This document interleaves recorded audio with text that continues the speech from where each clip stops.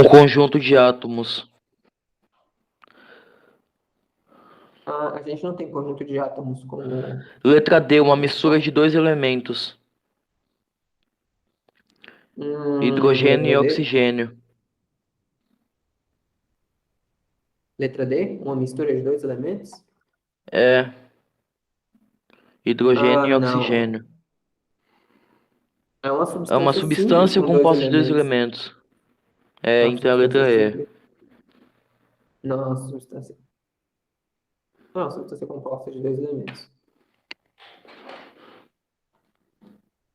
É o hidrogênio e o oxigênio. Certo. Essa aqui, ó. Essa aqui é bem legal.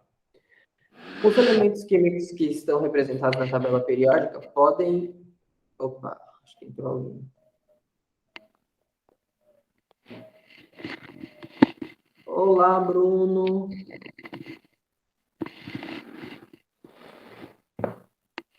Eu tô só vendo algumas atividades aqui, aquelas primeiras que a gente viu na primeira aula lá com o Gustavo.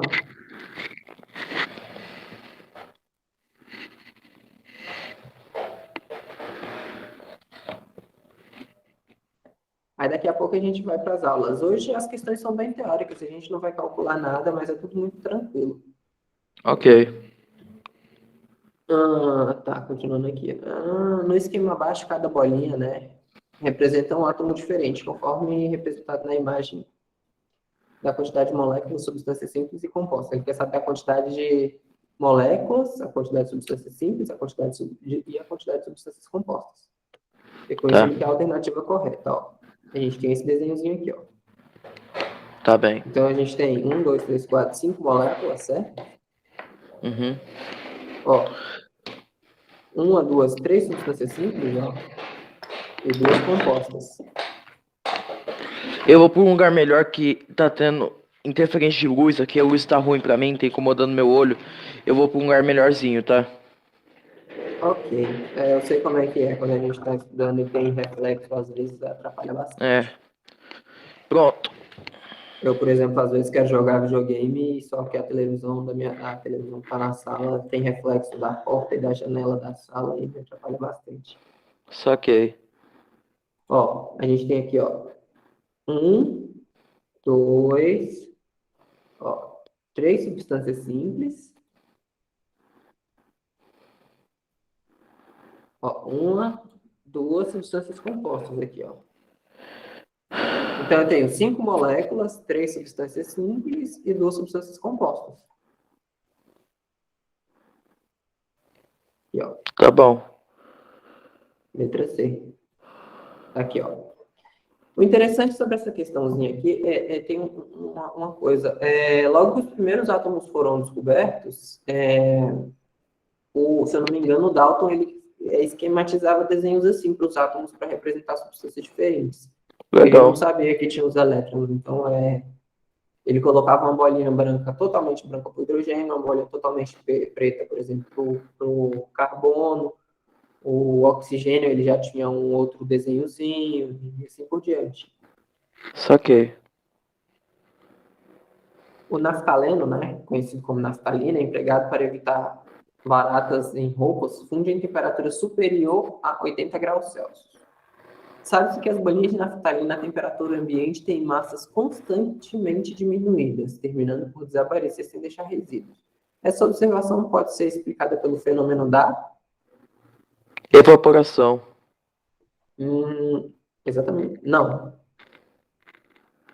Sublimação. Ou Sublimação. Ele passa do estado sólido para por gasoso. o gasoso sem passar pelo líquido. A gente tem isso quando é a sublimação. Sim. Passa do gasoso para o sólido ou do sólido para o gasoso. Essa aqui acho que a gente já fez, ó. Eu fiz com você, não fiz? Sim, essa já fizemos. Que é o bromo e o mercúrio.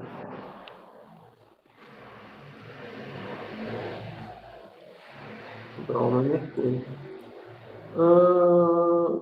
Uma pedra de naftalina, observe.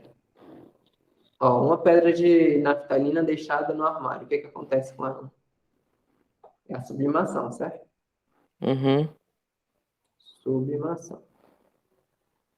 Uma vasilha de água deixada no freezer.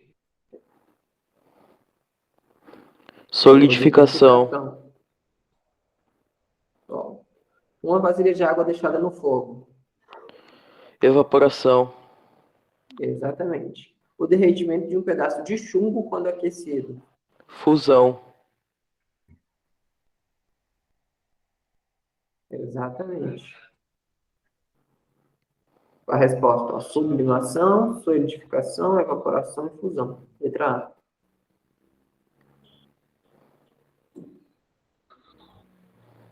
8. Opa. Só tem mais duas questões antes da gente passar para a aula de hoje. Ok.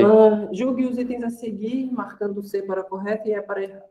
A evaporação permite a separação dos líquidos bastante voláteis.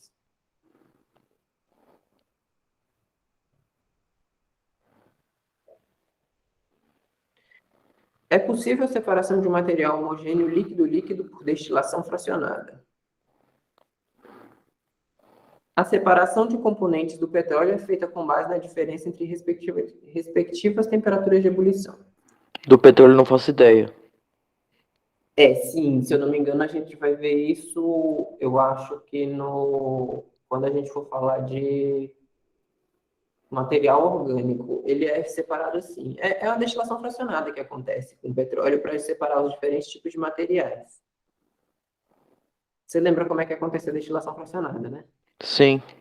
Então, só que no caso do petróleo acontece o seguinte, ó.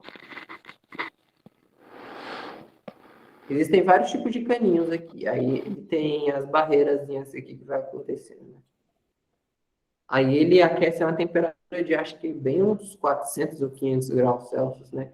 Aí geralmente as moléculas as moléculas menores que se transformam em gás mais rapidamente, elas saem aqui por cima, né? Eu acho que eles deixam esses canos aqui todos fechados, né? E abrem um. Uhum.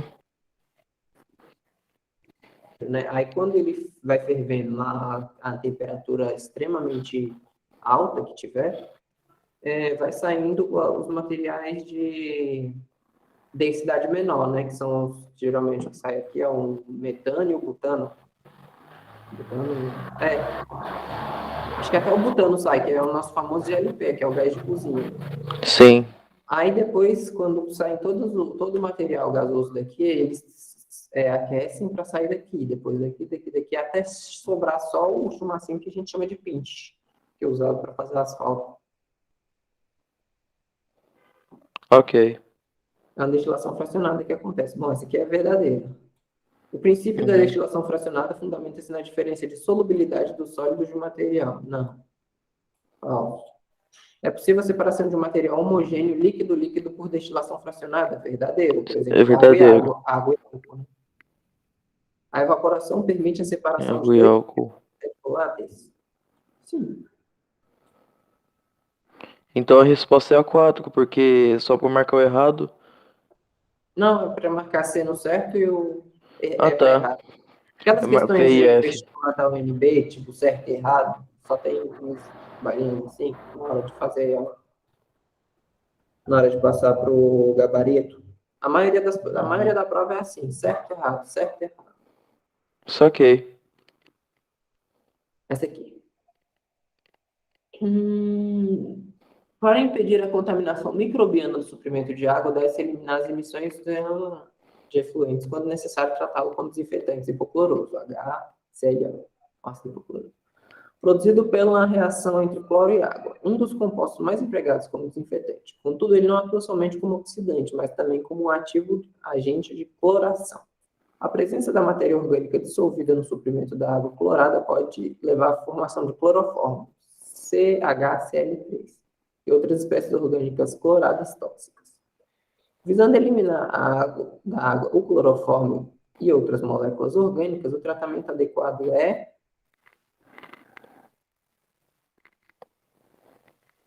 Você sabe dizer? Não, não sei. Bom,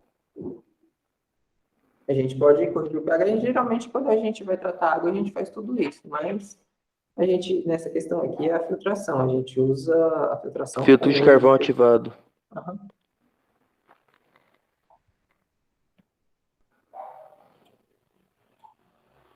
Que infiltração. Agora a gente vai passar para a aula de hoje. Essas aqui são as questões Ok. respondidas na passada. Essa aqui? São questões assim, eu esqueci de cortar aqui. E esse aqui também.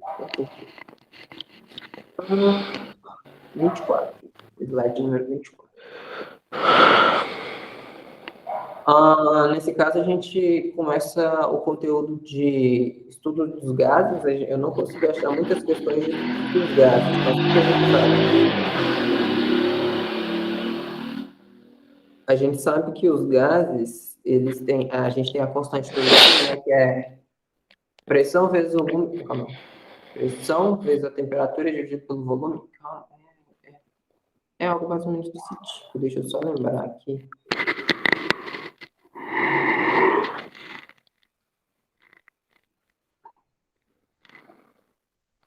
Pressão vezes temperatura dividido pelo volume.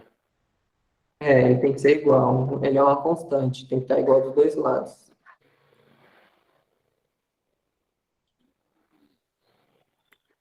Então, vamos sabendo disso, né? Nessa teoria, a gente tem essa questãozinha aqui. Ó. Sob pressão normal, a nível do mar, a água entra em ebulição a temperatura de 100 graus Celsius. Tendo por base essa informação, um garoto residente em uma cidade litorânea faz a seguinte experiência. Colocou uma caneca metálica contendo água no fogareiro do fogão de sua casa. Quando a água começou a ferver, encostou cuidadosamente a extremidade mais estreita de a seringa, né, de injeção, desprovida de agulha. Né? No caso, ele colocou uma seringa lá e puxou a água. Na superfície do líquido, erguendo o êmbolo da seringa, aspirou certa quantidade de água para o seu interior, tapando em seguida, ou seja, ele colocou a água e tapou. Verificando que após alguns instantes que a água da seringa havia parado de ferver, ele ergueu o êmbolo da seringa, ou seja, sabe quando a gente coloca Se der, ela voltou a ferver. ela voltou a Porque ferver. criou um vácuo. Mais ou menos isso. É porque o que aconteceu? A temperatura não aumentou. O que aconteceu? A água voltou a ferver depois de alguns segundos, mesmo com a água caindo a temperatura, porque devido ele puxar o êmbolo com alguma coisa tampando lá à frente da seringa, que no caso entraria ar, né, no caso, ele tampou aquela parte e puxou mais, criando uma espécie de vácuo, igual você falou. Só que quando a gente cria vácuo, na verdade, a gente está diminuindo a pressão. Nesse caso, ele aumentou a pressão. Não, ele diminuiu a pressão. Diminuiu? Sim, ele Então diminuiu a tá. pressão, fazendo com que a água fervesse a uma temperatura menor. Entendi. Entendeu? Ou seja, permite a entrada do calor? Não. Provoca por um atrito aquecimento? Não, sem atrito. Produz um aumento do volume, que aumenta o ponto de ebulição? Não, ele não aumentou o volume, o volume continuou o mesmo. Proporciona uma queda de pressão no interior da seringa que diminui o ponto de ebulição da água. Exatamente. Possibilita a Entendi. diminuição da densidade. Não, ele não mexeu com a densidade. Letra D. No caso, a resposta é a letra D. Você conseguiu entender, Bruno?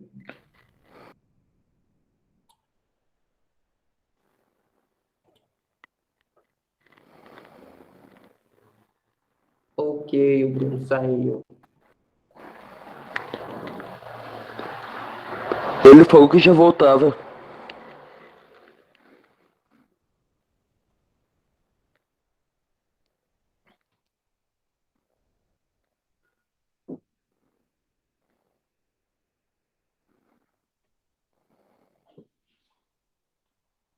É isso que acontece. Tá.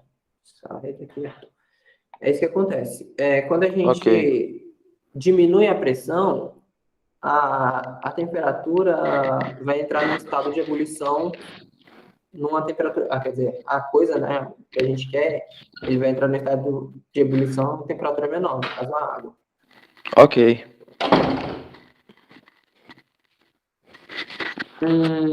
A segunda questão aqui. Industrialmente, é possível separar os componentes do ar utilizando uma coluna de fracionamento. Com este processo, obtém-se gases como oxigênio, nitrogênio e argônio. Neste processo, o ar é comprimido e se liquefaz. Em seguida, ele é expandido e volta ao estado gasoso e seus componentes se separam um a um. A ordem de separação dos gases na coluna de fracionamento está baseada em qual propriedade da matéria? Presta atenção. O que acontece? Tá bom. Ele misturou 3 gases diferentes, que é o oxigênio, o nitrogênio e o argônio. Esses 3 gases, eles têm massas diferentes, densidade diferente, tudo diferente, correto? Sim. O que ele fez? Ele colocou esses 3 gases juntos e comprimiu até fazer com que os 3 gases ficassem em estado líquido. Tá bom. E quando ele fez isso, ele foi tirando a pressão devagar, fazendo com que cada um desses gases voltasse ao estado gasoso, só que separadamente. Assim ele conseguiu separar os 3 gases. Sublimação fracionada? Quer dizer, sublimação não, é o outro processo, esqueci o nome. Não, ó, o que acontece? Ele quer saber a ordem de separação dos gases da coluna de fracionamento está associada a qual propriedade da matéria? Na densidade dos gases, ou seja, do menos denso para o mais denso? Acho que sim. Não. Na pressão parcial dos gases, ou seja, gás com menor pressão parcial se separa primeiro? Não sei. Não. Nesse caso, vai ser na temperatura de ebulição dos gases. Ou seja, gás com menor temperatura de ebulição se separa primeiro. Tá Quando bom. a gente não aumenta a pressão, não tem quer dizer, quando a gente não aumenta a pressão, também não tem um aumento de temperatura? Sim. Consequentemente? Então, ele aumentou a pressão, fazendo com que a temperatura, fazendo com que esses gases, eles se liquefizessem, fazendo com que a temperatura também aumentasse. Aí, com isso, ele foi diminuindo a pressão, né? Aí, transformando devagar as coisas em gás. Ou seja, a temperatura de ebulição deles fez com que a diferença de temperatura desses gases, né? De passar do sólido do líquido para o gasoso, você fizesse essa separação. Tá bom. Você conseguiu Tô entender parecendo. ou ficou confuso? Sim. A diferença de densidade de temperatura fez com que distinguisse o ponto de ebulição. Ele aumentou a pressão, fazendo com que tudo ficasse líquido, e depois ele separou todos esses gases da diferença de Por temperatura. densidade. Por diferença de temperatura. O que se transformasse em gás primeiro, ele conseguia extrair. Ok. É um pouco confuso isso, eu sei, é um pouco complexo, mas é assim, basicamente. Tudo bem.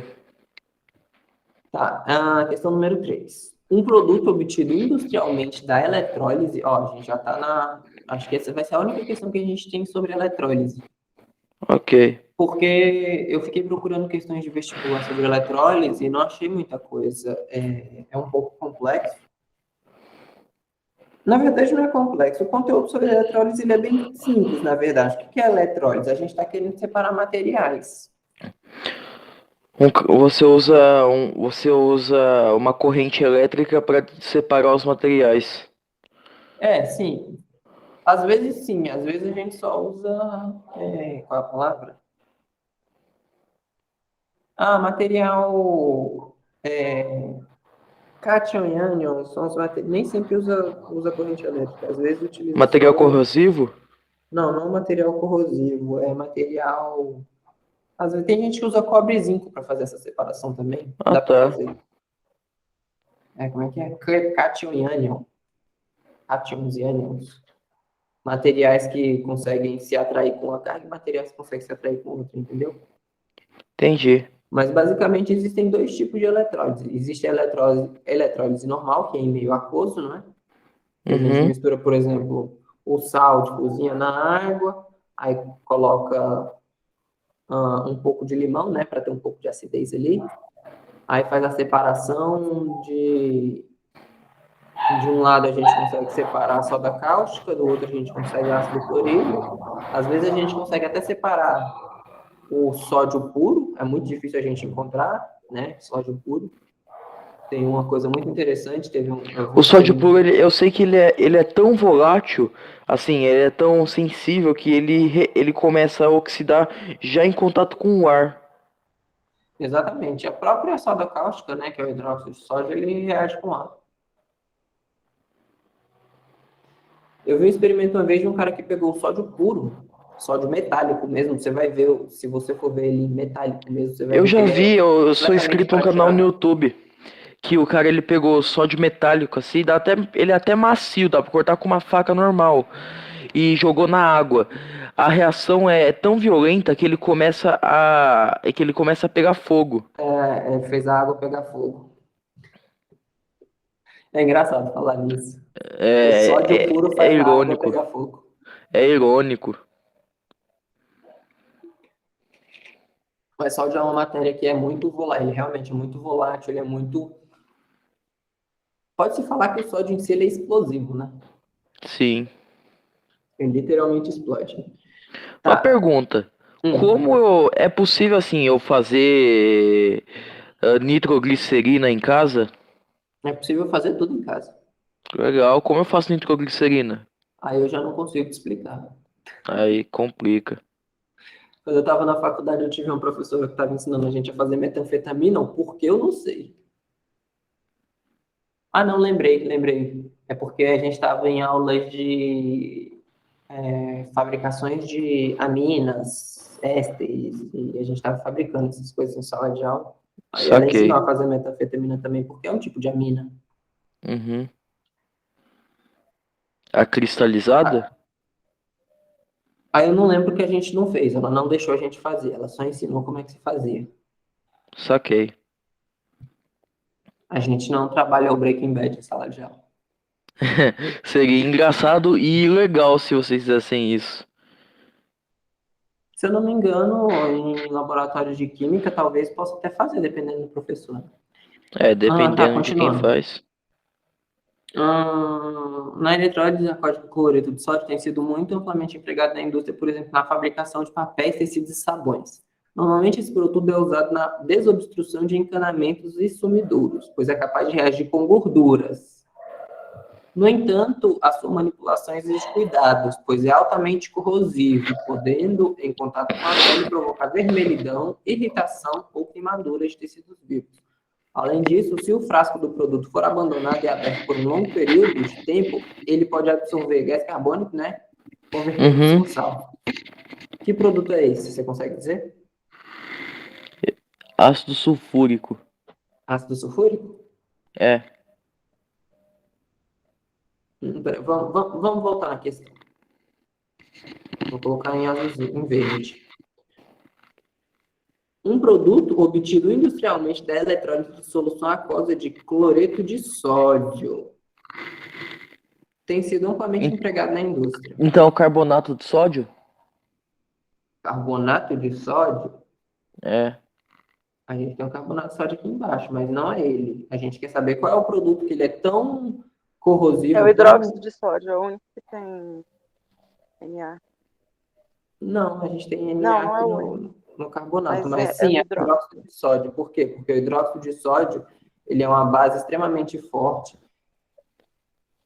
Ele é extremamente utilizado para fazer sabões, né? A gente faz sabões com hidróxido de sódio também. A gente vai ver isso quando a gente for estudar o conteúdo do terceiro ano, que forem componentes orgânicos. Tá. Mas é basicamente isso. Na eletrólise do cloreto de sódio, a gente vai obter dois elementos básicos. A gente vai ter o ácido clorídrico, que a gente não tem ele aqui, que é um ácido forte, mas ele não é tão perigoso quanto o hidróxido de sódio. A gente usa hidróxido de sódio para quase tudo, mas isso é extremamente corrosivo. Inclusive, eu já corroí minha mão com hidróxido de sódio sem querer. Caramba. Quando minha avó foi fazer sabão, eu era muito criança, eu não sabia. Enfiei a mão naquele sabão lá que estava se fazendo, nossa, foi horrível. Dá uma queimadura bem forte, viu? Que Não brinquem com isso. hidróxido de sódio. Quando a gente foi mexer de novo com hidróxido de sódio em laboratório, a gente sempre usava logo material específico material, para não provocar nenhum tipo de acidente. E de vez em quando os experimentos davam errados porque ele realmente reage com o ar, igual o sódio Caramba. metálico.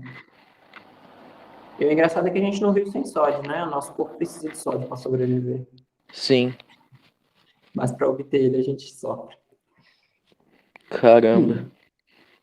Ó, esse conteúdo aqui já é um conteúdo um pouco ácido-base. O conteúdo anterior, ele falava sobre eletrólise, mas ele também era um conteúdo ácido-base. Aqui a gente também vai falar sobre conteúdos ácido-base. Ok. Uma transformação química que acontece durante o cozimento de verduras e vegetais, quando o meio está ácido, é a conhecida feofitinização.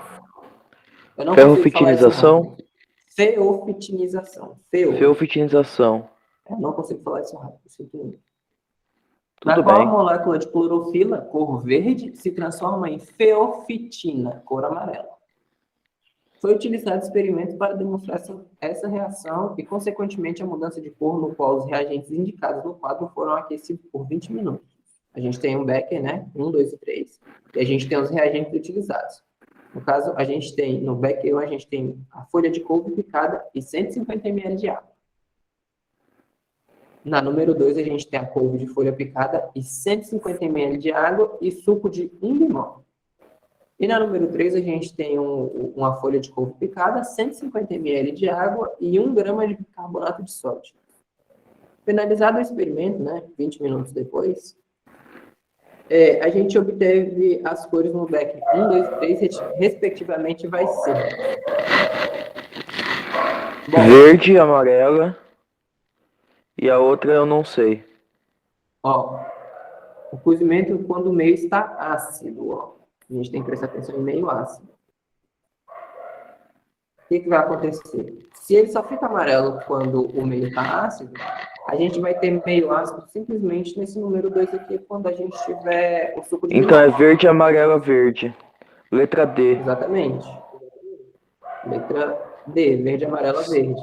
E na hora de tirar o print, eu não esqueci de tirar isso aqui, ó. Letra C, na verdade. Desculpa, foi errado. É letra C. Exatamente. Eu nem li do lado direito. Verde, amarela, verde, a resposta. Por quê?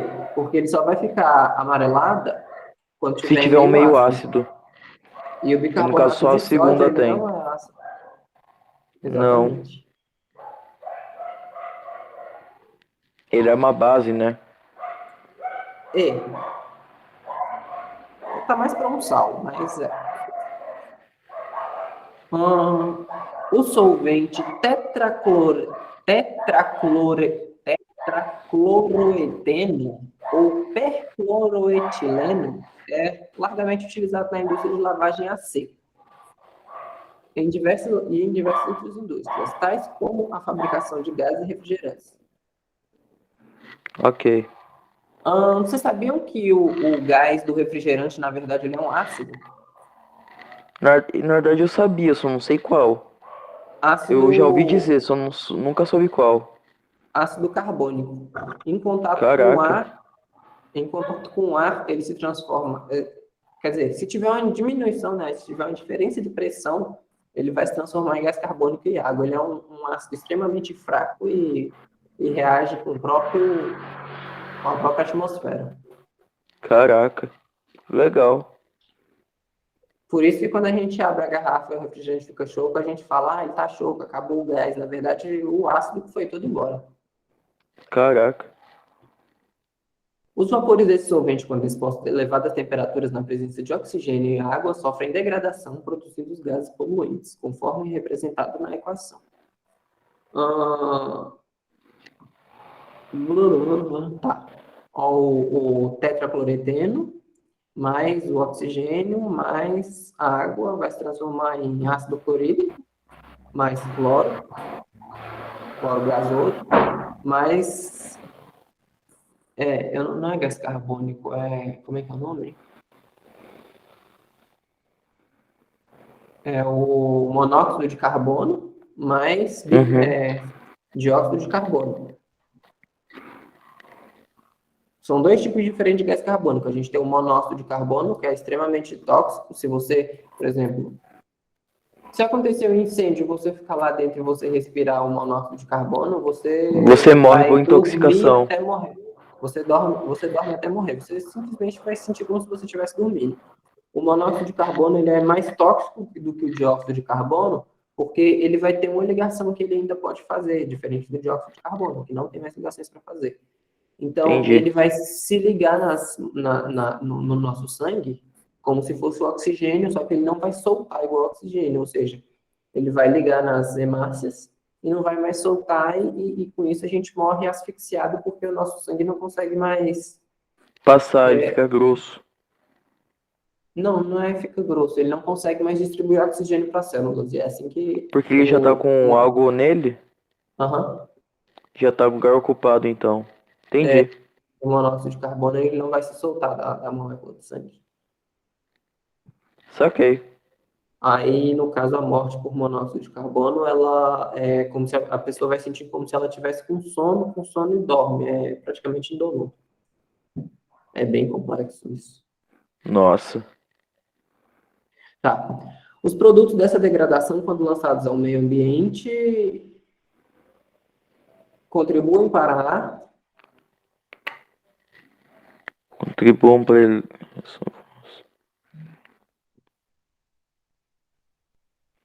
Vocês conseguem responder?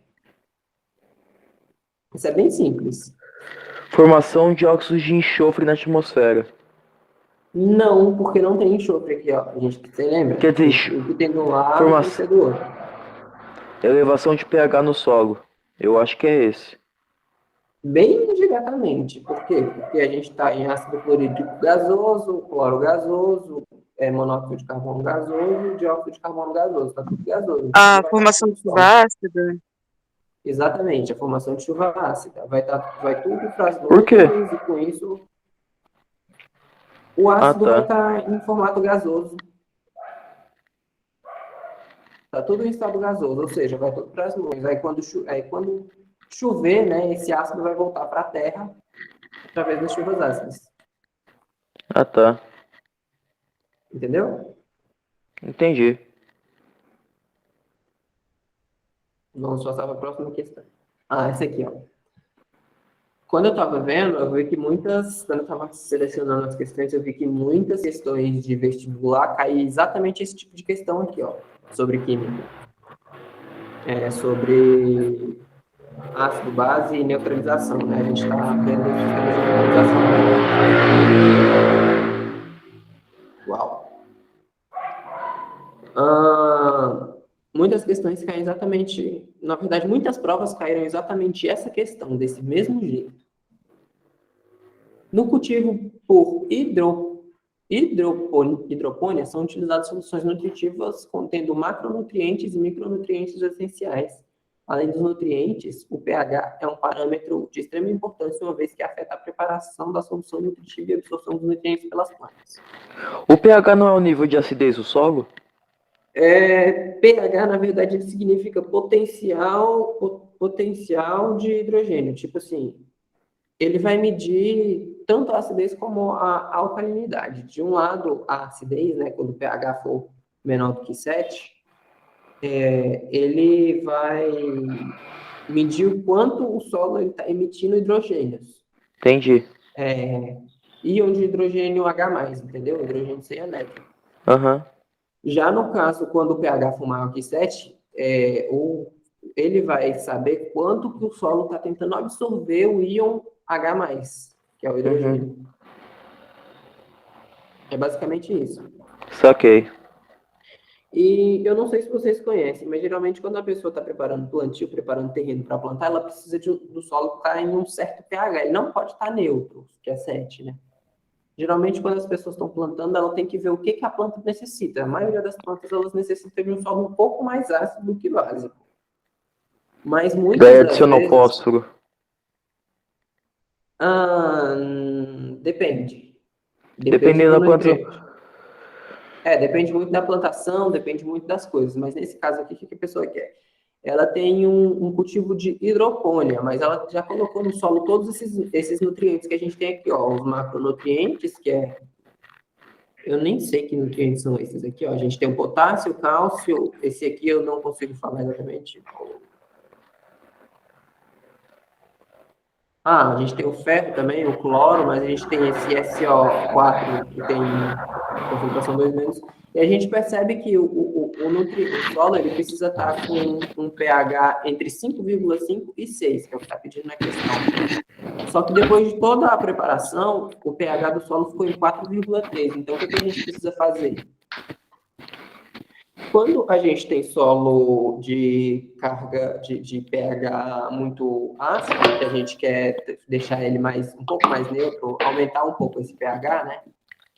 No caso, que é esse caso, a gente vai colocar uma solução, sempre, vai ser uma solução de...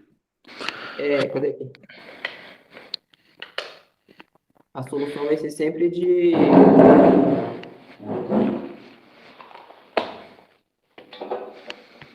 hidróxido de potássio também. Deixa eu ver aqui. Ácido fosfórico, não. A gente não quer ácido fosfórico. Sulfato de cálcio. O que a gente não quer? A gente não quer nenhum tipo de ácido. E geralmente sais também não resolvem pra gente, porque sais eles já são neutros. Então a gente não quer ácido, porque o solo já está ácido. Sulfato de cálcio é uma substância... É um sal, né? Sulfato de cálcio. Uhum. É o hidróxido de potássio. A gente está vendo sobre ácidos, né? Essa é a unidade dessa semana. A gente está vendo um pouco de ácidos e bases e um pouco de reação de neutralização. Não tem como a gente ver ácido e base sem ver reação de neutralização, porque é exatamente o que acontece. O ácido, misturando com a base, ele se neutraliza, gerando sal mais água, entendeu? Quando é que a gente vai ver esse negócio de cátion e ânion? Cation e ânion seria o conteúdo de eletrólise, só que a gente não consegue ver muito conteúdo sobre isso. Ok, tudo bem. Em questões assim, a gente tem conteúdo sobre isso geralmente em aula mesmo, porque o pessoal aqui da escola pediu para eu ter questões de vestibulares nas quartas-feiras, e durante a semana eu dar as aulas normais, entendeu? Ok.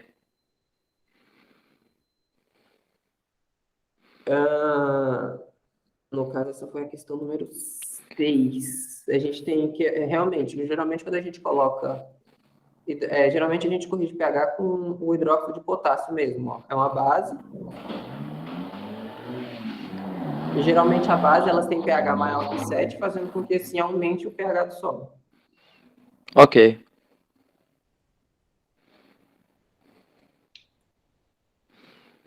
Oh, meu Deus, travou. Só um segundo. Tá, esse aqui, ó. A agricultura de frutas cítricas requer que o valor do pH dos solos... de novo, tá vendo? Seja ideal entre 5,8 e 6, um pouco ácido. Uhum. Em uma fazenda, o valor de pH do solo é de 4,6. O agricultor resolveu testar três produtos na correção de pH em diferentes áreas da fazenda. O primeiro produto possui íon sulfato e amônio. Sulfatos são... Provavelmente ele colocou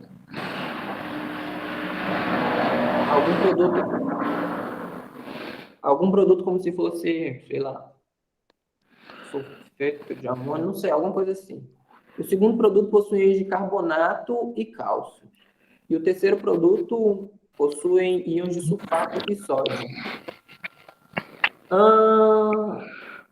Íon que vai produzir o efeito desejado na correção do pH é o... Bom, nesse caso, o que acontece? É o amônio, é a letra B? Também acho que é amônio. Não, não é o amônio. É porque cálcio, sal... Aí você tinha falado que sal por sal é... É, porque amônio não é ácido. Amônio não, amônio não é ácido. Então, amônio não é ácido, então ele vai neutralizar. Não, mas Mas o objetivo é aumentar a acidez, né? Ah, então Não, seria é o... diminuir a acidez. é Então aumentar. seria ou o sódio ou o cálcio, porque eles anulariam, já que são sais. Ou o sódio ou o cálcio? É, Não, o cálcio ele não vai anular nada. No caso, o que que acontece? Carbonatos, carbonato aqui, ó, ele tem característica ácida. Então vai ser carbonato saquei. de cálcio. Não pelo cálcio em si, mas sim pelo carbonato. O carbonato ele é uma molécula de característica, quer dizer, o carbonato é uma molécula de característica básica, né? Eu troquei aqui. Então, o que seria a letra E, o carbonato, que a hidrólise dele produz íon OH-, que aumenta a alcalinidade. Vocês Saquei. entenderam? Letra E, carbonato. O carbonato ele tem características básicas. Quer ver? Vamos ver aqui a molécula do carbonato de cálcio.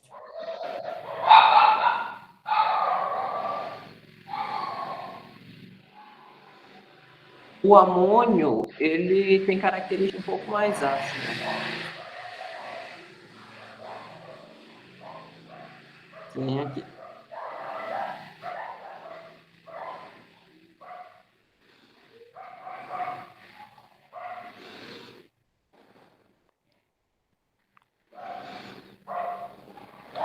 Vou pesquisar aqui no meu.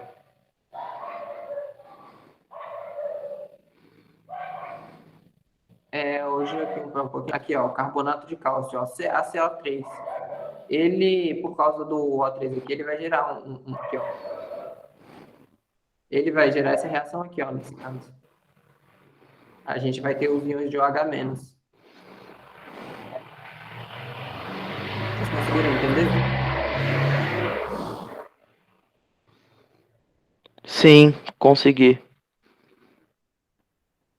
Então, por causa desses íons que eles vão gerar aqui de OH-, vai fazer a combustão do solo.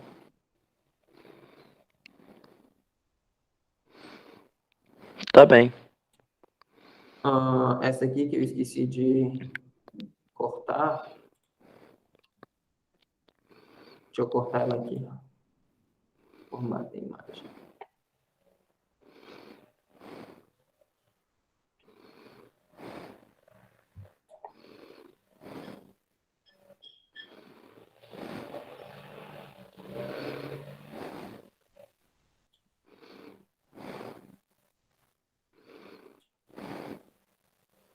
Tá. Em um experimento, colocou-se água até a metade da capacidade de um frasco de vidro. E, em seguida, adicionaram-se 3 gotas de solução alcoólica de fenolftaleína. O que é fenolftaleína? Fenolftaleína é um indicador de pH. Existem vários tipos de indicadores de pH. A fenolftaleína é um que a gente usa em laboratório, mas em casa a gente pode usar um que eu vou falar para vocês, fede muito, que é o famoso suco de repolho roxo. Bom, repolho já não tem um cheiro muito agradável, né? Fabricar ele é bem simples. O que você vai fazer? Você vai pegar o repolho, bater ele no liquidificador com um pouco de água, até ele virar uma espécie de suco, e deixar na geladeira por cerca de 1 a 2 dias. Aquilo vai deixar a sua geladeira podre, podre, podre. Eu tive que fazer isso em laboratório. Não. Tive que fazer isso para uma experiência. Só que eu tive que fazer em casa e levar para o laboratório. Minha casa ficou uns 3, 4 dias fedendo. Nossa, que horrível. Foi. Só o fedor de... Não sei nem o que é que eu posso falar, né? Que eu fedia. Aqui em Maringá, mais ou menos uma semana atrás, acabou a energia da cidade inteira. Minha casa ficou 4 dias sem energia, estragou um monte de coisa, a geladeira ficou fedendo muito. É, obrigado. Dependendo do que você tinha na geladeira, você podia lavar com um pouco de vinagre ou um pouco de bicarbonato. Eu usei vinagre e carvão para lavar, ajudando minha mãe. Funciona. Tá, continuando aqui.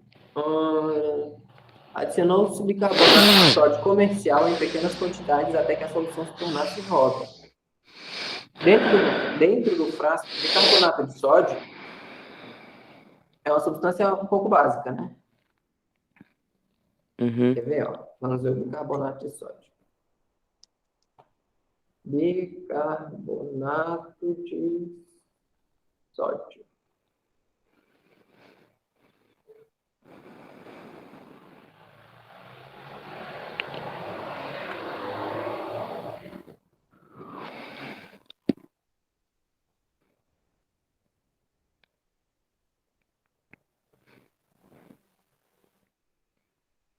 Aqui, ó, pessoal, bicarbonato de sódio na água, ele gera um íon Na+. Olha esse aqui, ó. NaHCO3. Ele é uma substância básica. Cadê? Ele é um sal de característica básica. Dentro do Nesse frasco, assim, a gente vai... Nesse caso, formou Um ácido óxido óxico, ácido. né? Oi? Óxido Nesse ácido. caso, ele transformou a solução não. O que tinha do frasco, que estava pouco ácido, E um óxido de caráter ácido.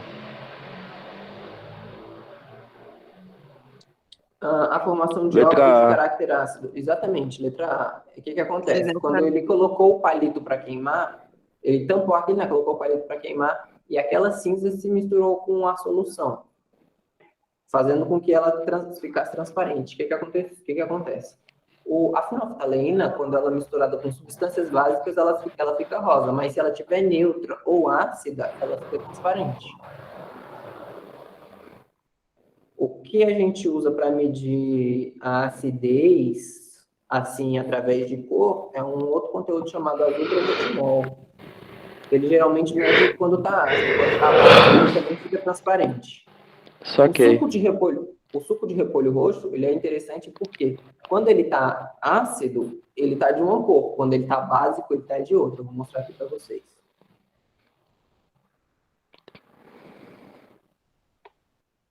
Suco de repolho roxo com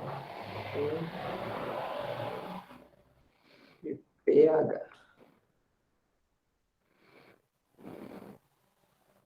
Imagem. Aqui, ó, tem um aqui, ó.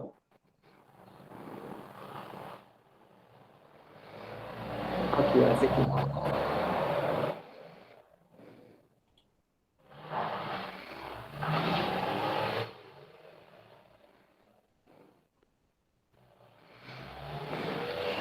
Ficou pequeno. Aqui, ó.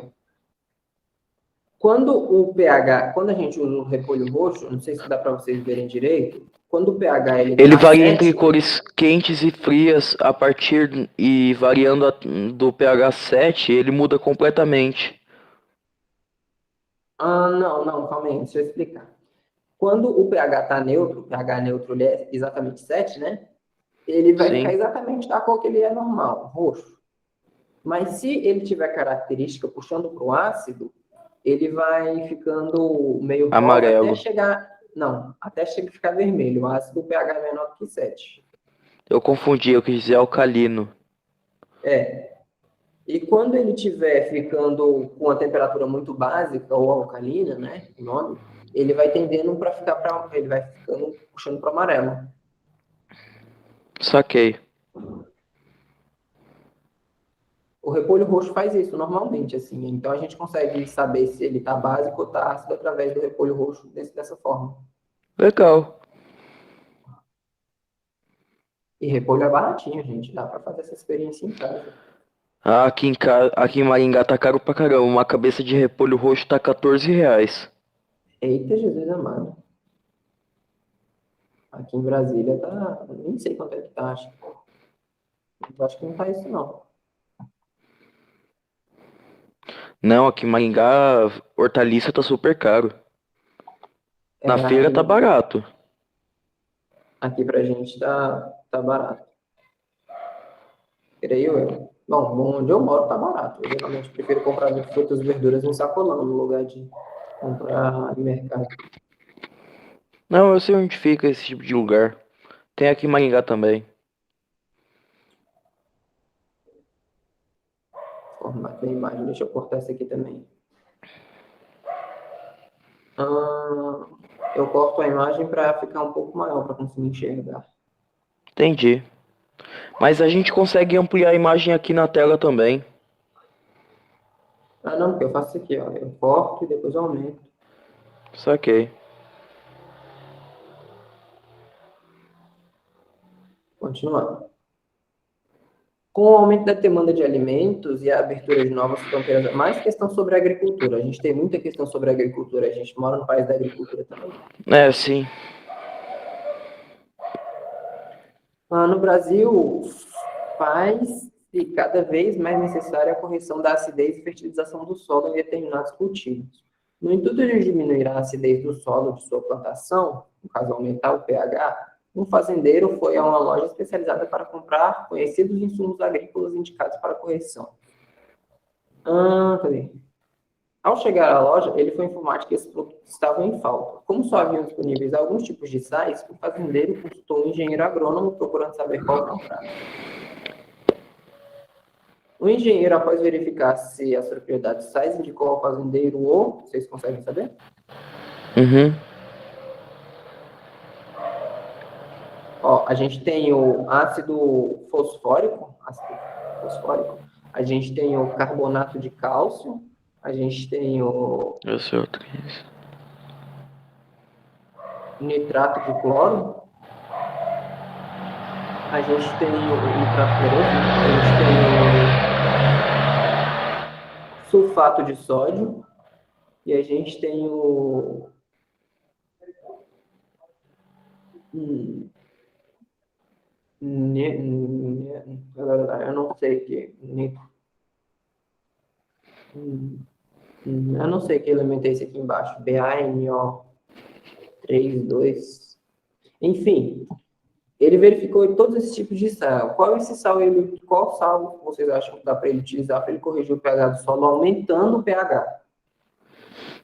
Nitrato de... Eu esqueci, Não, deixa pra lá.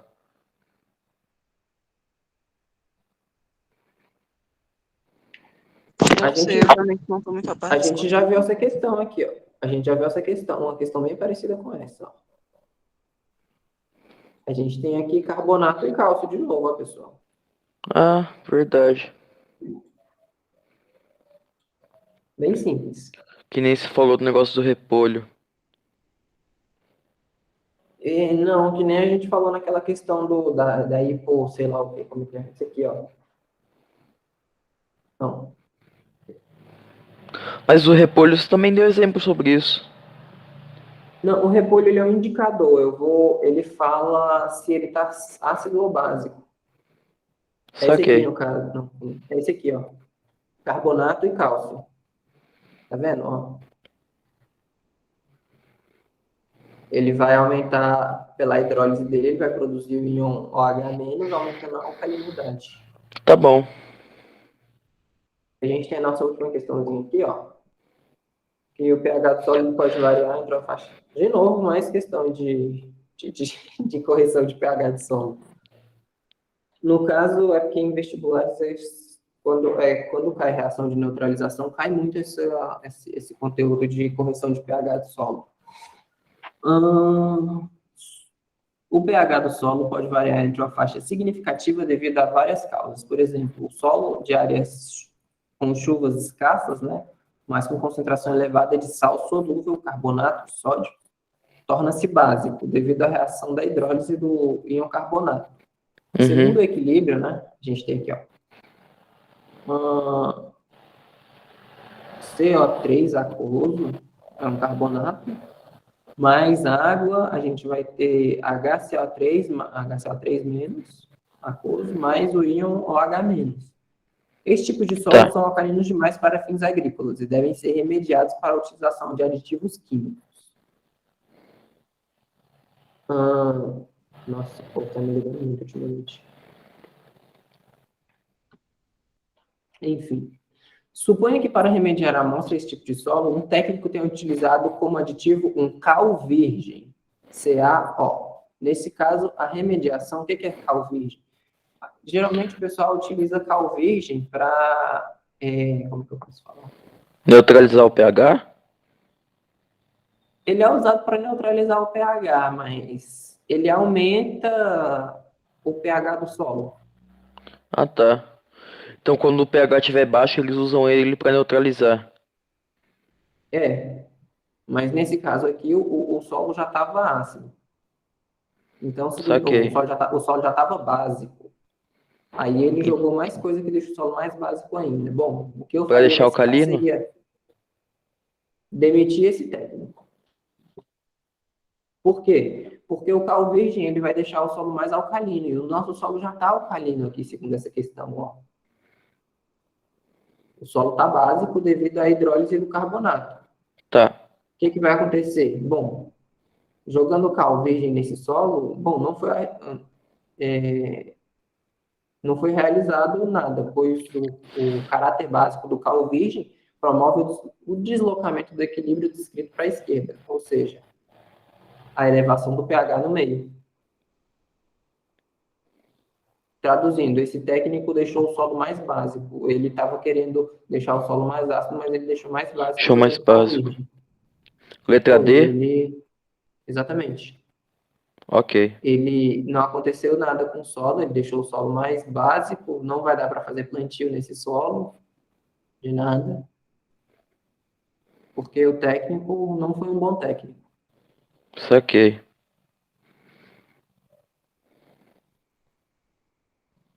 Como eu disse, eu demitiria esse técnico.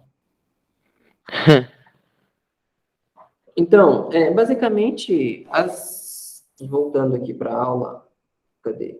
Acho que eu não preparei a aula em si para vocês, mas enfim, o conteúdo,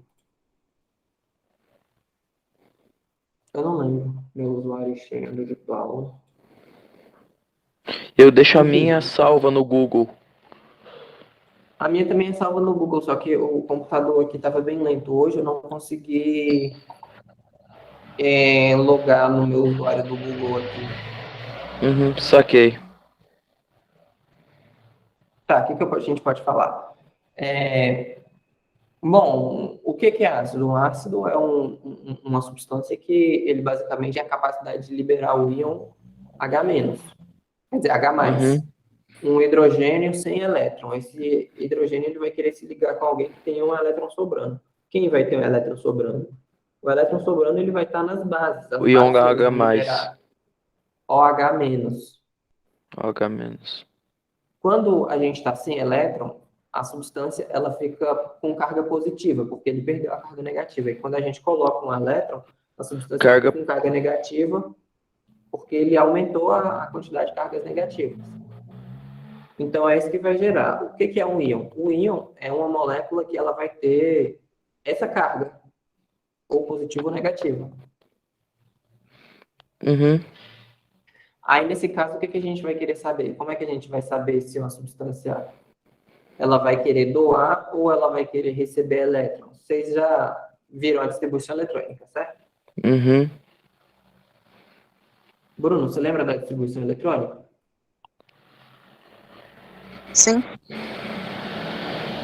Então, existem basicamente dois tipos de formas de fazer a distribuição eletrônica. Deixa eu abrir a aula de química aqui. Deixa eu ver se eu coloquei isso aqui. Existem dois tipos de distribuição eletrônica. Existe a distribuição eletrônica normal, que é a KLMNOPQ. Geralmente ela é a mais simples, a gente costuma estudar mais ela em sala de aula, geralmente. Se não me engano, eu estudei ela em ensino fundamental. Mas existe a distribuição eletrônica através de spin, aquela 1s2, 2s2, 2p6. Foi essa que eu estudei. Ela é a distribuição eletrônica de spin, ela é a mais completa. Geralmente, nessa distribuição eletrônica que a gente vê KLM e OPQ, a gente não vê... A gente não consegue fazer distribuição eletrônica de todo. Saúde. Oi, mãe. A gente... Tô na aula. A aula tá acabando aqui? A aula acaba que hora? Vocês sabem dizer? Se não me engano, acaba às 5. Eu acho que é 5h40. Isso, 5h40. 5h40. 5h40? É. Ah, tá. Então faltam uns 40 minutos. Bom, voltando a explicar, a distribuição eletrônica ela acontece de duas formas. A gente tem a KLMNOPQ, né? KLMNOPQ, que a gente tem a distribuição eletrônica de elétrons, que na camada K cabem 2, 8, 18, 32, 64 e por aí vai. não, 32, 18. Aqui eu não lembro, tem gente que fala que é 8 e tem gente que fala que é 2, depende muito, porque já existem outros tipos de elementos periódicos que vai daí para frente, entendeu? Uhum. Pode ser 8 ou pode ser 2. 2, 8, 18, 32, 32, 18. Quando eu estudava era Ou 8 ou 2, 2. mas a gente também já dá para outros lugares. 18, 8. Ok. Mas a camada de spin, a gente vai ter o quê? A gente vai ter essas camadas, né? Que é a camada que a gente vai chamar de 1, 2, 3, 4, 5, 6, 7. E as letras SP, né? Que vão ser as camadas 1, 2, 3, 4, 5, 6, 7, K, N, E. E algumas outras letras, que vão ser as letras S, P, D, F. Não é por causa de Distrito Federal, né, pessoal? SP vem de spin, e o DF são duas... spin, não sei o que, não sei o que. É uma letra, uma sigla em inglês, eu não lembro por quê. Recentemente no camada YouTube, eu vi um vídeo explicando o spin sobre o movimento e um fenômeno da física chamado spin que explica o movimento dos elétrons e pósitrons. É só isso mesmo. O que acontece? Os elétrons, eles geralmente são organizados em pares. A gente sempre vê, né, elétrons organizados em pares. Quando os elétrons ele terminam em uma quantidade ímpar na camada eletrônica, isso pode fazer com que esse elétron ele seja magnético. Sim. Ou ele faça ligações metálicas. Geralmente é isso que acontece com Sim, eu vi metais sobre magnéticos. isso. É isso que acontece. Isso é o spin. E quando um elétron, spin, como eles são organizados em pares, quando um elétron está girando, por exemplo, para a esquerda, o outro está para a direita. Eles sempre são contrários um do outro. E, por exemplo, se você um tentar é diferente do outro. inverter ele, o Um outro ao contrário do inverte. outro. Exatamente. Exatamente, um ao contrário do outro. E quando você inverte um, o outro também inverte. Isso foi realizado em laboratório e pegaram elétrons pares e colocaram a uma distância muito grande, acho que mais de metros de distância. Aí eles inverteram um, o outro também ficava invertido. Foi bem interessante. É bem legal. Tá, mas nesse caso, o que acontece? Cada camada dessa vai ter essas letras. Na caso da camada 1, né, vai ter a letra S. A camada 2 vai ter a SP, SPD, SPDF, SPDF, SPDF. SP, D e SP, se eu não me engano. É assim. Na camada S, ele vai ter 2 elétrons, sempre.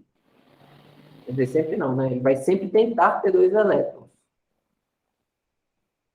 Na camada P, ele sempre vai tentar ter 6 elétrons.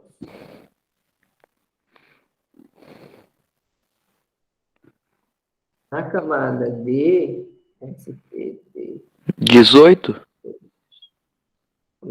2, 8, 8, 18. Como é? A gente já tem 8, são 10. 10.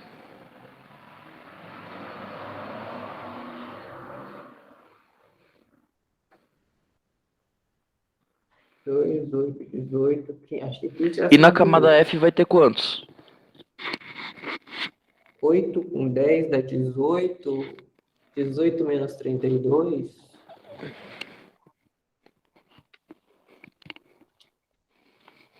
14. 14, legal.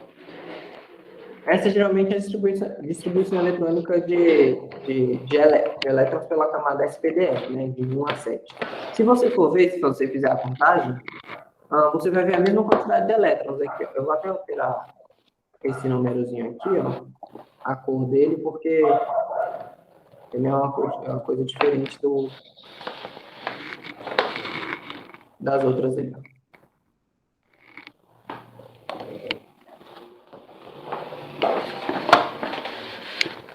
Enquanto o que está em vermelho é o número da camada, o que está em preto é a quantidade de elétrons que vai entrar nas camadas, entendeu? Entendi. A gente consegue usar as duas distribuições eletrônicas? Sim, a gente consegue usar as duas distribuições eletrônicas. Geralmente a gente usa essa distribuição eletrônica aqui para os elementos que não são em transição na tabela periódica. Cadê?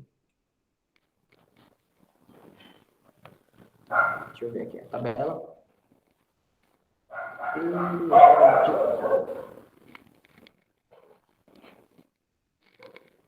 Por que a gente usa eles para os elementos que não estão em transição? Abrir a imagem nova aqui. Tomara que seja grande a imagem. Não é grande a imagem.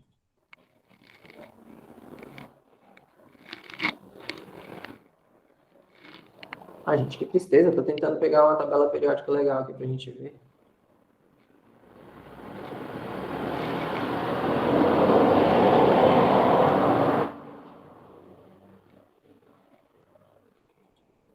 Essa aqui, ó.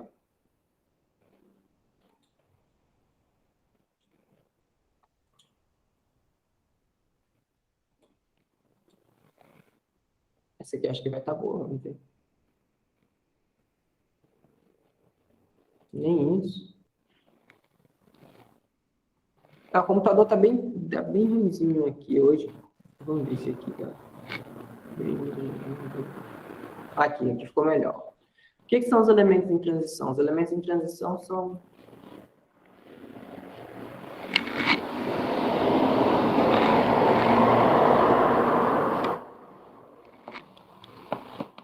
Slide errado.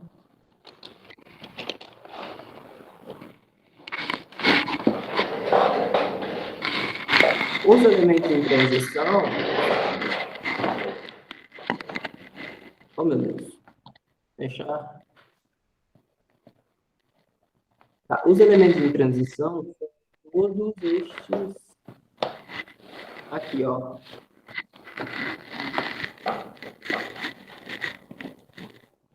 Ou seja, quais são os elementos que a gente consegue fazer a distribuição eletrônica daquela camada KLMNOPQ?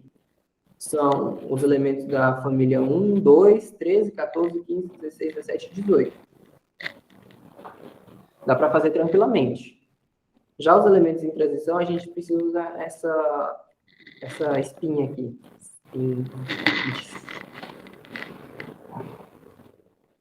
Por quê? Porque nos elementos de camada 1, 2, 13, 14, 15, 16 e 17, eles vão estar exatamente exatos, os valores. Enquanto nos elementos em transição, eles não vão estar exatos. Eles vão, por exemplo... Vamos pegar um elemento aqui que vocês vão conseguir entender melhor. Vamos pegar, por exemplo, aqui a página inicial. O cloro é um elemento que não é em transição e vamos fazer a distribuição eletrônica dele. O cloro, ele tem número atômico de... Cadê o cloro? Aqui, ó, 17. O número atômico dele é 17. Cadê? Aqui. 17. Ele tem 17 elétrons no total. O que a gente pode fazer? A gente vai fazer a distribuição eletrônica dele dos dois jeitos. Então, K, L, M, N, O, E, T. Ok. Deixa eu diminuir aqui. Bem, copiar. Aqui, ó, cloro. Tem 17 elétrons. Na camada K, ele vai ter 2. Aí a gente pode fazer a subtração. 2 menos 17 sobrou 15, né? 15. Aí aqui eu coloco 8. 8 menos 15 ficaria...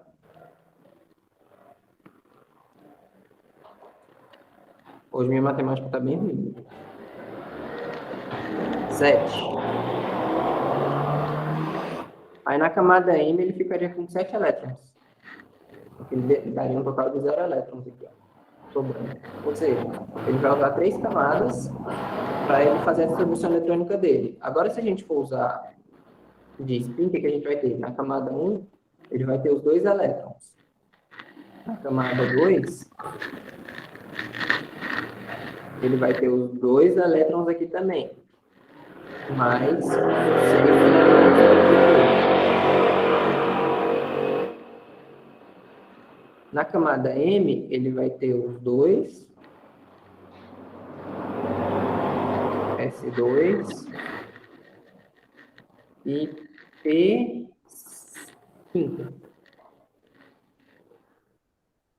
O que vai gerar essa distribuição eletrônica aqui também. 3. O que vai fazer com que ele também fique só com 3 camadas. Agora a gente pegando um metal em transição para fazer essa distribuição eletrônica.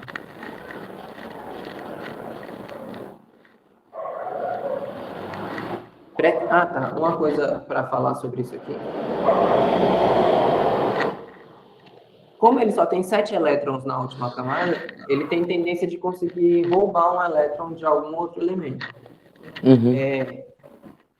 Elementos que têm de 5, 6 e 7 elétrons, eles têm tendência a roubar elétrons. Na última camada, eles têm tendência a roubar elétrons. Elementos que têm 1, 2 ou 3 elétrons na última camada, eles têm tendência a perder elétrons. É assim que são feitas as ligações iônicas. Enquanto um perde, o outro ganha. Vocês estão copiando? Eu tô. Ah, tá.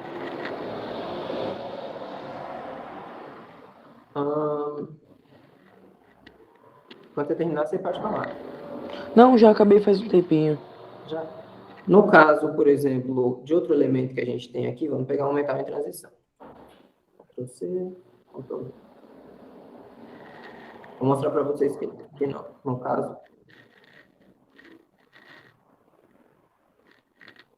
caso, de elemento, tem elementos que não dá para fazer a distribuição eletrônica dessa forma. Que é o caso do ferro, de número 26.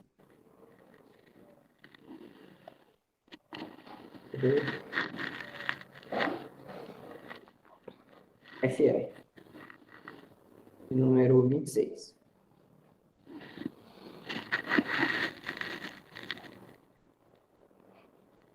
Que triste.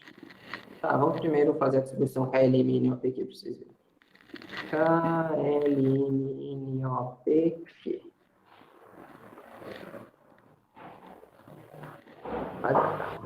Ó, de 26, ele vai pegar 2, que vai sobrar 24. 8.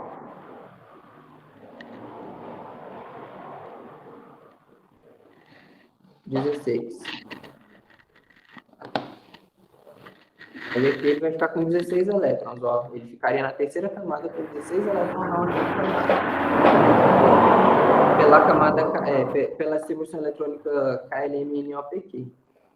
Mas pela distribuição eletrônica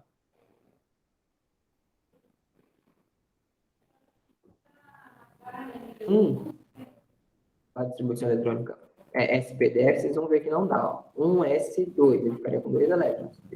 Eu faria com que ele ficasse com 24. 2s2 também aqui, ó. Ele ficaria com 22 também. 2s2, 2 e 3. Ok, também ficaria com 16.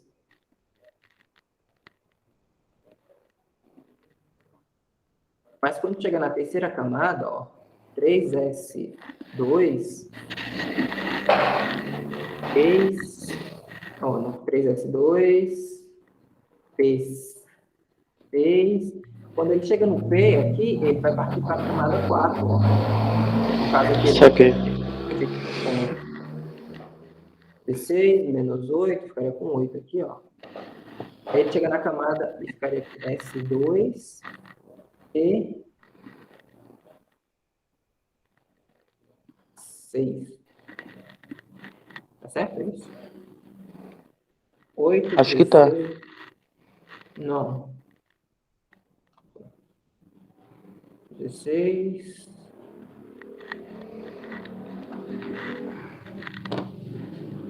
Oito vezes 3, calma aí. 8 vezes 3 mais 2. Seria isso? É, ele tá na quarta camada aqui, ó. É, seria isso mesmo. Ah, não. Tá errado. S2, aí o que aconteceria aqui nesse caso? Ele ficaria com 4S2, aí depois do 4S2, ele voltaria aqui para o 3, F, SP, não, é D, no caso do D aqui, ó, 8, 2, sobrou 6, ele colocaria o 6 aqui, ó.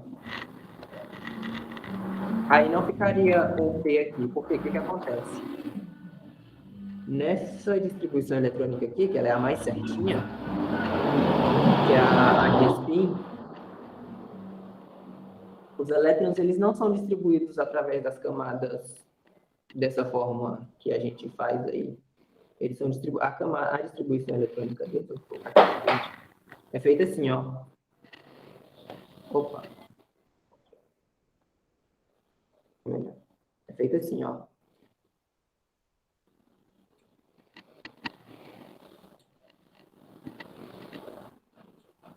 Tá vendo, ó? Ela é feita por partes assim. Primeiro a gente vai para a camada e ela é sempre feita assim, ó. Aí daqui ela vem para cá, ó. Aí depois vem para cá. Então, a gente primeiro quer sempre completar as camadas S, o máximo de S possível que a gente quer. Mas para isso a gente vai fazer nessa diagonalzinha. A gente sempre vai nessa diagonal. Por isso que a distribuição eletrônica através da camada KLMNOPQ não dá certo para o ferro aqui e para os elementos de transição. Saquei. E no caso, o ferro, ele quer pegar os 8 elétrons da última camada, igual a todos os elementos. Mas isso aí a gente fala em outra aula, geralmente na aula de distribuição eletrônica.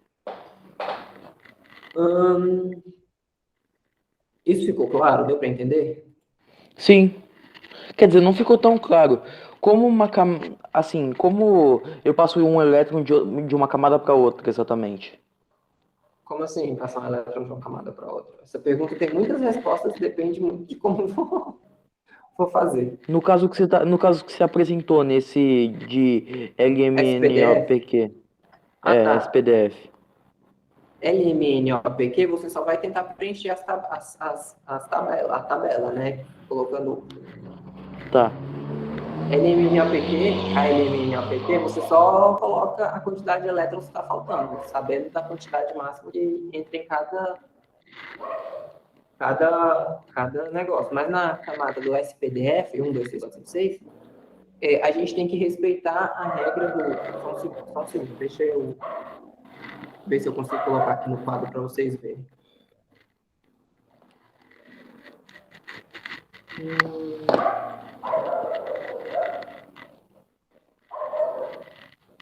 Para a apresentação.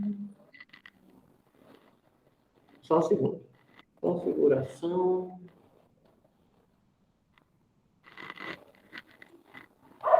Vídeo.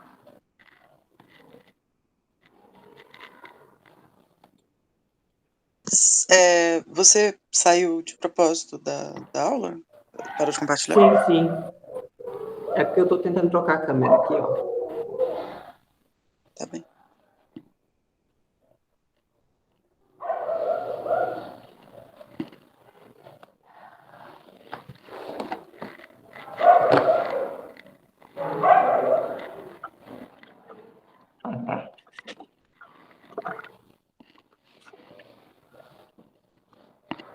Deixa eu aproximar só um pouquinho a câmera aqui, ó. Vou tirar aqui.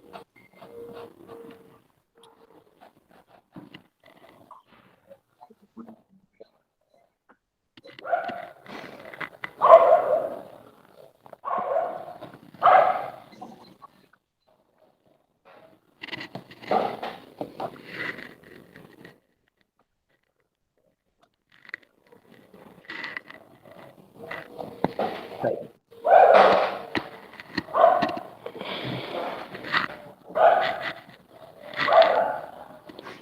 Na camada K,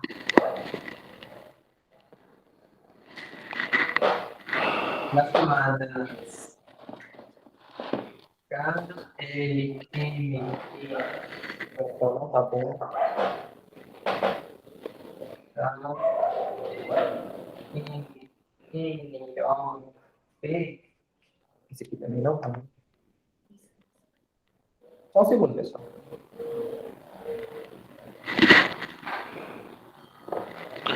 Professor, eu vou comer aqui e já volto, tá? Vou dar uma saidinha e já volto, tá?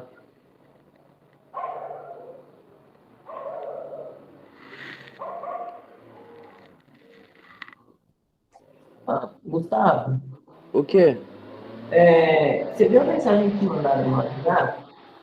Deixa eu ver aqui. Ô, Gustavo, pode ser...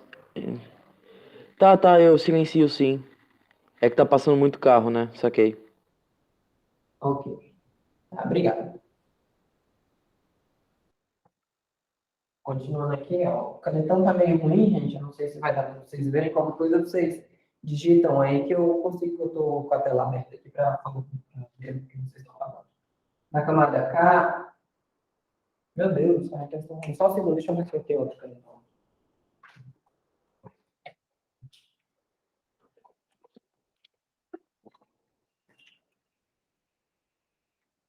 K, L, M, N, O, P, Q. Nessas camadas, o que a gente vai querer fazer? A gente vai fazer a distribuição eletrônica. Cadê? Vocês estão conseguindo ver? Sim, sim. Quer dizer, Eu peraí. não tô conseguindo ver não. É, não. Tá borrado. Deixa eu ver. Aqui.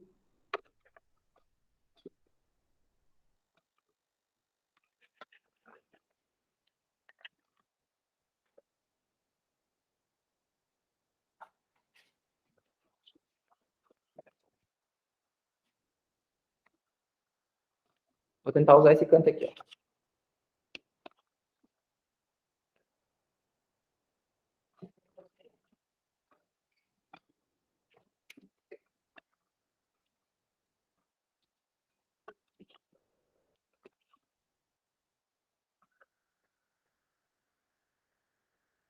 Ok, eu fiz um pequeno gato aqui, pessoal.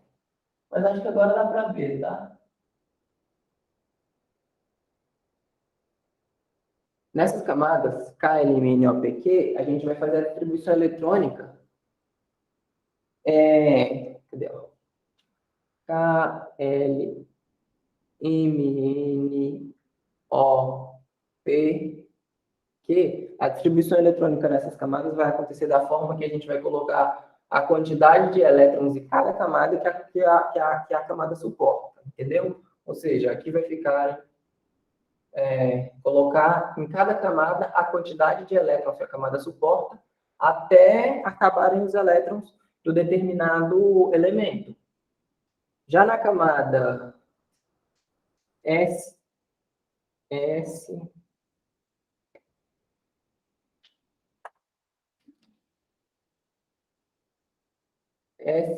SPDF, acho que é SPDF, eu não lembro exatamente o nome da camada, mas eu uso essas letras. A distribuição eletrônica, ele tem que sempre obedecer a regra da diagonal, sabendo que a gente sempre coloca primeiro na camada 1S, depois a gente coloca na 2S, 2S, aí 2P, aí entra na 3S, 3P, aí vem para 4S, ó, sempre na diagonal, ó. Aí depois da 4S, Professor, você não tá compartilhando tela nenhuma, não dá pra ver nada. não dá pra ver nada. É pra ser a câmera, na verdade. Eu tô anotando no quadro. A câmera não tá funcionando, não? Só um segundo.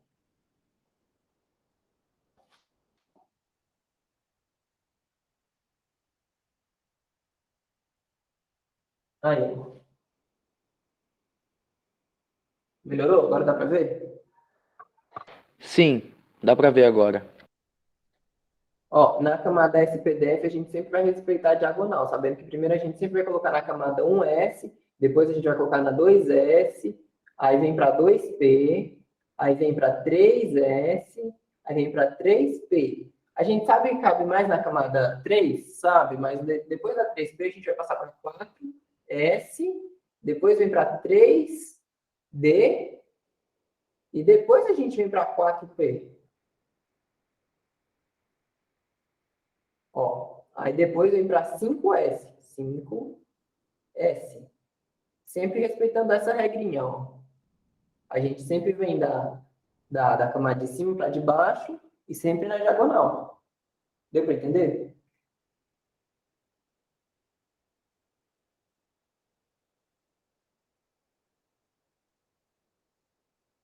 Até chegar na camada 7.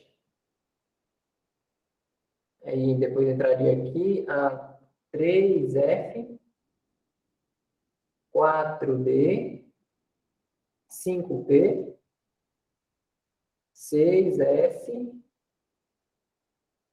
6S. Aí entraria aqui depois, ó. Sempre nessa região. Aí entraria 4F, 5D, 6P, 7S.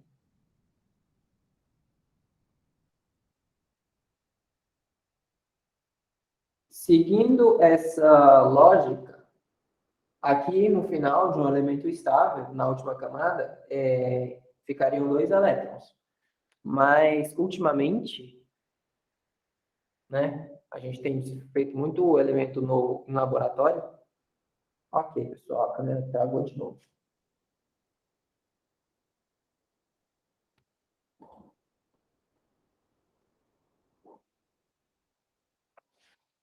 A gente cria sempre elementos novos em laboratórios e, por causa disso, a última camada suporta mais de 2 elétrons aqui. Deixa eu chegar. Pior que nem dá, mas eu já estou fazendo um gato aqui para segurar a câmera.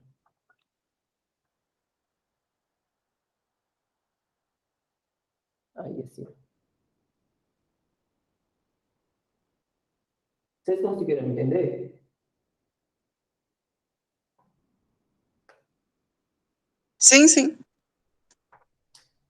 Então, em elementos de transição, a gente sempre vai ter que fazer a distribuição eletrônica dessa forma, SPDF. Aqui, assim. Mas, em elementos estáveis, a gente consegue fazer a KLM em OPQ. Só que, sendo sincero com vocês, saber SPDF é muito melhor, é muito mais importante, vai ajudar muito mais vocês se tiverem questões sobre distribuição eletrônica do que a camada KLM e NeoPQ. Ficaria muito mais sentido, não é sentido, ficaria mais... Se vocês pegarem um elemento em transição, por exemplo, numa prova, a chance de acertar é muito maior do que se usar a camada KLM e NeoPQ. Mas a gente também tem uma outra forma de a gente ver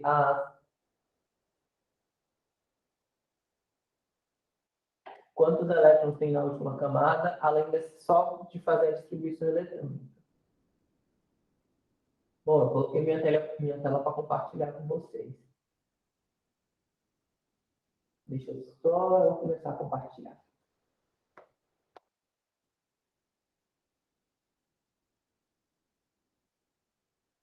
Outra forma muito fácil de vocês saber quantos elétrons tem na última camada e quantas camadas tem Geralmente, os elementos que não estão em transição, né? Desses elementos da camada 1, 2, na verdade, todos os elementos da tabela periódica. Creio eu, como em ferro, 8. Ferro tem quantos aqui?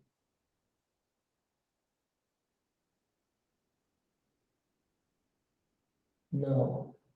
São só os elementos que não estão em transição mesmo, os elementos das camadas.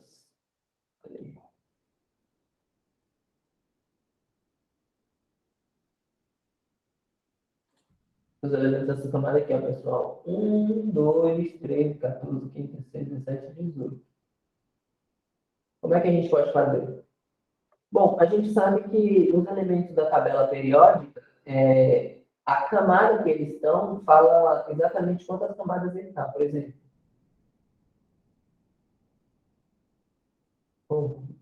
aqui, ó, o hidrogênio, ele está aqui no 1 e aqui também está no 1. Ó. Ele só tem uma camada, que é a camada K. Ó, ele tem um elétron. Já o hélio tem 2 elétrons, também está na camada K. O lítio ele tem 3 elétrons, ó, ele está na camada L. 2 na primeira camada e 1 na segunda. O bérilo também está na segunda camada. E assim por diante. Ó. E quantos elétrons você contém na camada, professor? Quando ele está na família 1, todos esses elementos aqui ó, tem um elétron na última camada. Esses aqui ó, estão na família 2, todos eles têm 2 elétrons na última camada. Ou seja, desses elementos que não estão em transição, todos eles têm a quantidade de elétrons que está falando aqui, né? 1, 2, esse aqui ó, tem 3 elétrons, ignora esse a família 13, eles têm 3 elétrons na última camada, 4 elétrons na última camada, 5 elétrons na última camada, 6 elétrons, 7 elétrons e 8 elétrons. E esses aqui, professor? Bom, esses aí são elementos em transição. Eu não consigo falar quantos elétrons eles têm na última camada simplesmente pela família que eles estão, mas eu consigo falar quantas camadas de elétron ele tem. Ó. Aqui a gente tem uma camada de elétron, aqui a gente tem 2 camadas, 3 camadas, 4 camadas, 5 camadas, 6 camadas, 7 camadas de elétrons. Vocês conseguiram entender? Sim. Então, olhando a tabela periódica, dá para saber quantas camadas tem, e se não forem os elementos de transição, a gente consegue saber quantos elétrons tem na última camada. Por que a gente precisa saber a quantidade de elétrons que tem na última camada? Para a gente conseguir saber que tipo de ligação ele faz. Se ele faz ligação iônica ou se ele faz ligação covalente. O que são as ligações? Bom, as ligações covalentes são as ligações que eles têm... qual é a palavra? Eles doam, não é doam, eles compartilham elétrons. É basicamente como se fosse, não sei, uma conta conjunta de um casal. Eles estão compartilhando aquilo que eles têm, eles estão compartilhando o elétron. Nenhum dos dois quer perder o elétron, mas todos os dois querem completar a última camada deles. O que é completar a última camada? Geralmente, os elementos que não estão em transição, né, eles querem ficar com 8 elétrons na última camada. Tirando o hidrogênio e o hélio. Todos eles querem ficar com 8 elétrons na última camada. Os que fazem ligação covalente, eles compartilham os elétrons para eles ficarem com os 8 na última camada. Quem geralmente faz esse compartilhamento? Geralmente, elementos que se ligam entre eles mesmos ou elementos que têm cargas, como é que eu posso falar? Que têm cargas muito parecidas. Como, por exemplo, o cloro que liga com ele mesmo. Ele vai fazer uma ligação covalente, né? Ele vai compartilhar um elétron com ele mesmo, com outra molécula, com outro átomo de cloro. O carbono, que é chamado de elemento tetravalente. Por quê? Porque ele consegue fazer 4 ligações. Como, se vocês forem ver na tabela periódica, o carbono ele está no número 14 aí da tabela periódica. Isso significa que ele tem 4 elétrons na última camada. Significa que ele consegue fazer 4 ligações. Ele geralmente se liga com ele mesmo, né? Fazendo ligações muito comumente com hidrogênio ou com ele mesmo. Mas ele também pode se ligar com outras coisas. Como ele tem 4 elétrons, ele não quer nem ganhar, ele não quer nem roubar de ninguém, ele também não quer perder elétrons, ele quer simplesmente compartilhar. Ele compartilha os elétrons dele, porque 4 ele é estável, mas ele quer ficar com 8. Quando um elemento ele tem um elétron na última camada, por exemplo, o sódio, né, de número 11, sódio que é o Na aí, pessoal. Deixa eu ver se eu acho aqui. Na, ele tem ele tem 11 elétrons na última camada dele. O que vai acontecer? Ele vai fazer essa distribuição dele, né, que ele vai ficar com 2, 8, 1. Ele tem 3 camadas. Na última camada ele tem um elétron. O que ele vai fazer? Para ele ficar com 8 elétrons na última camada, ele vai doar esse elétron dele, vai mandar, que vai levar ele lá para onde for aí, porque ele quer perder esse elétron para conseguir ficar estável. E perdendo esse elétron, ele vai se transformar em um íon. O que é um íon? Um íon é um átomo com uma carga. Ele vai se transformar em NH+. Por quê? Porque ele perdeu uma carga negativa. E com isso, né, esse elétron, muito comumente, ele se liga com o cloro, né, ele dá esse elétron para o cloro. Por quê? Porque o cloro ele tem número atômico 17, ele tem 7 elétrons na última camada dele. Entendeu? 17. Ele ficaria com 2, 8, 7. Esse 7 aqui, ele vai pegar, ele vai roubar. O cloro ele vai tentar sempre roubar um elétron de alguém. Ele geralmente, muito comumente, né, em provas, em questões, a gente vai fazer um elétron ou do hidrogênio ou do sódio. Ou seja, ele vai pegar esse elétron aqui do sódio, vai roubar esse elétron, não vai roubar, ele vai receber o que o sódio doou, no caso. Né? E assim ele vai ficar com os 8 na última camada dele. Ok, valeu. Entendi. Gerando o íon Cl-, né? Cl-, com que vai fazer com que isso que é a geração de íons, porque um elemento perder ou ganhar elétrons e ficar carregado com uma carga ou positiva ou negativa. Conseguiram compreender? Sim.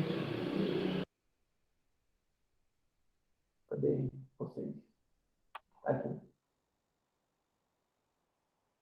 Isso que acontece, é isso que são essas gerações de íons. O que é um íon? O íon é um átomo ou uma molécula, né? Por que molécula, professor? Porque pode ser a molécula que pode estar carregada também, não só o átomo.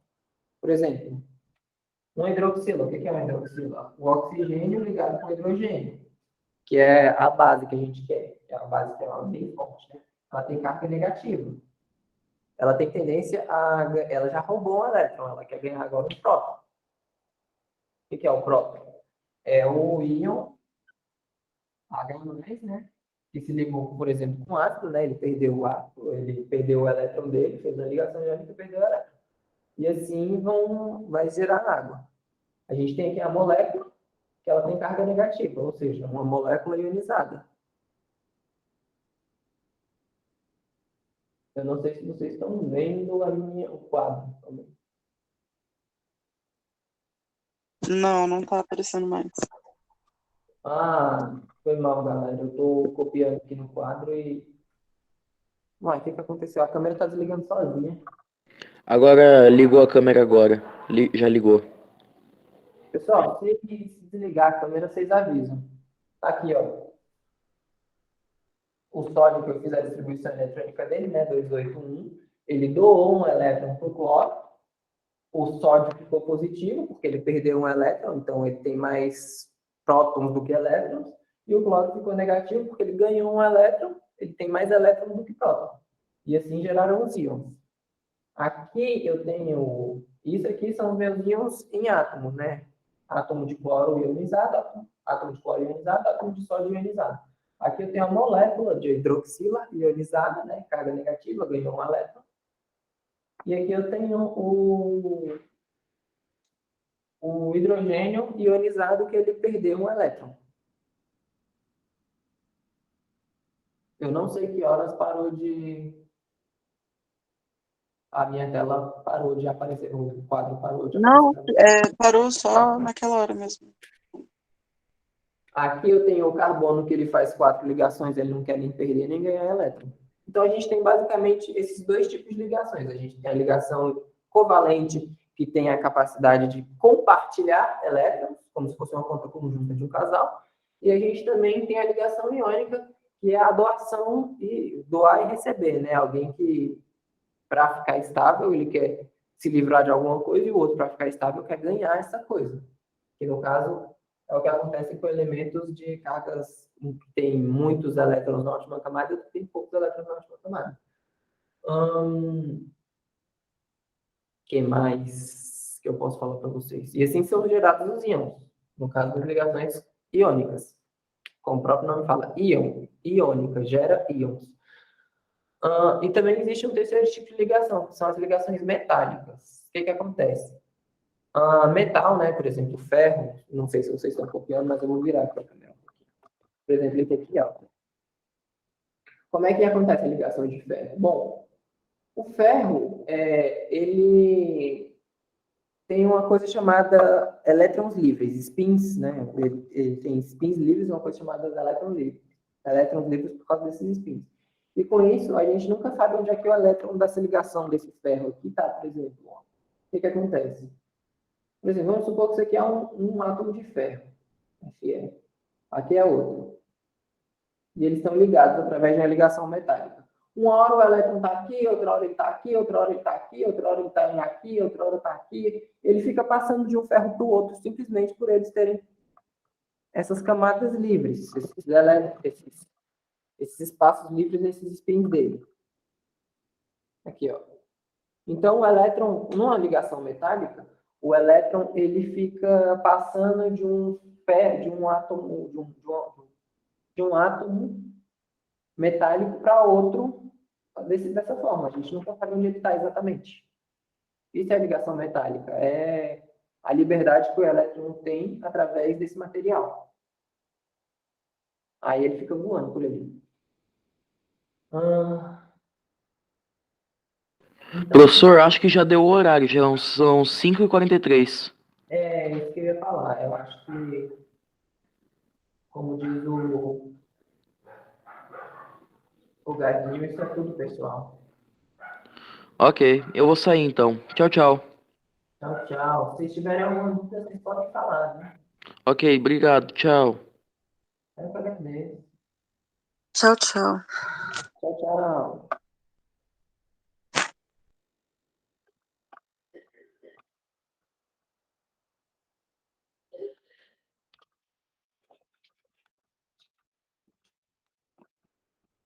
Gustavo Tavosh. Oi.